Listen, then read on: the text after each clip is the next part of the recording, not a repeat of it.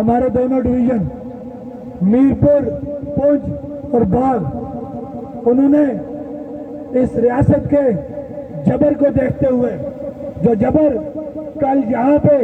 आपके सामने आया कि रियासत जो एक माँ की हैसियत रखती है, उसने अपने सहूलतकारों, अपने दलालों को आगे रखते हुए, पुलिस को साथ रखते हुए,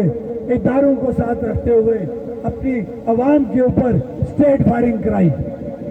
यही जबर पूरी रियासत के अंदर हो रहा है,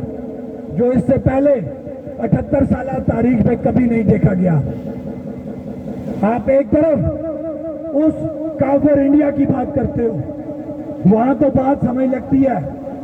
कि बहैसियत मुसलमान कश्मीरी अपनी आजादी की बात करता है, अपनी रियासत की बात करता है, तो उस पे वो हिंदू, वो काफिर जुल्म करता है। लेकिन हमें यह समझ नहीं लग रही कि यहाँ पे तो हम मुसलमान, जिसको आजाद हुकूमत रियासत जम्मू और कश्मीर कहते हो, जिसमें तुम ये कहते हो कि तुम आजाद हो,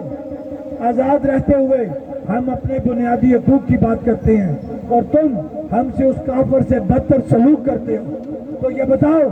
तुम में और उस काफिर में क्या फर्क रहा?